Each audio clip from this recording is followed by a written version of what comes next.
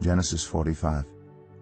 Then Joseph could no longer control himself before all his attendants, and he cried out, "Have everyone leave my presence." So there was no one with Joseph when he made himself known to his brothers. And he wept so loudly that the Egyptians heard him, and Pharaoh's household heard about it. Joseph said to his brothers, "I am Joseph. Is my father still living?" But his brothers were not able to answer him because they were terrified at his presence. Then Joseph said to his brothers, "Come close to me." When they had done so, he said, "I am your brother Joseph, the one you sold into Egypt. And now do not be distressed, and do not be angry with yourselves for selling me here, because it was to save lives that God sent me ahead of you. For 2 years now there has been famine in the land, and for the next 5 years there will be no plowing and reaping. But God sent me ahead of you to preserve for you a remnant on earth, and to save your lives by a great deliverance. So then it was not you who sent me here, but God. He made me father to Pharaoh, lord of his entire household, and ruler of all Egypt. Now hurry back to my father and say to him, 'This is what your son Joseph says.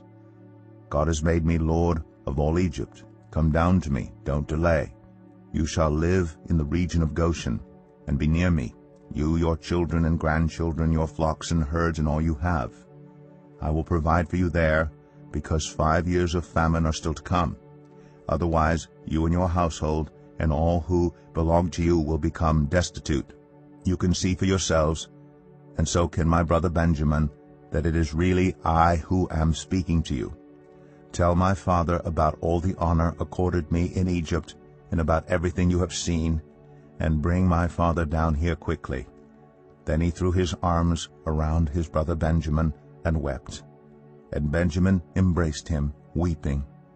And he kissed all his brothers and wept over them. Afterward his brothers talked with him. When the news reached Pharaoh's palace that Joseph's brothers had come, Pharaoh and all his officials were pleased. Pharaoh said to Joseph, "Tell your brothers, do this. Load your animals and return to the land of Canaan, and bring your father and your families back to me. I will give you the best of the land of Egypt, and you can enjoy the fat of the land. You are also directed to tell them, do this. Take some carts from Egypt for your children and your wives, and get your father and come.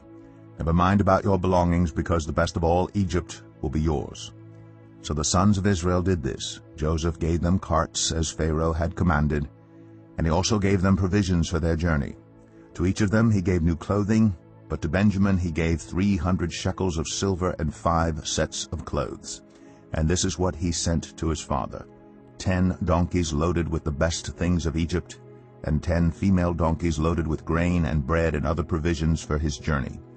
Then he sent his brothers away, and as they were leaving he said to them, "Don't quarrel on the way." So they went up out of Egypt and came to their father Jacob in the land of Canaan.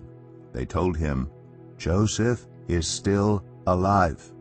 In fact, he is ruler of all Egypt." Jacob was stunned. He did not believe them.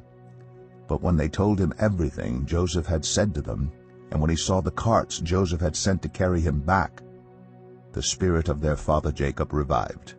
And Israel said, "I am convinced. My son Joseph is still alive. I will go and see him before I die."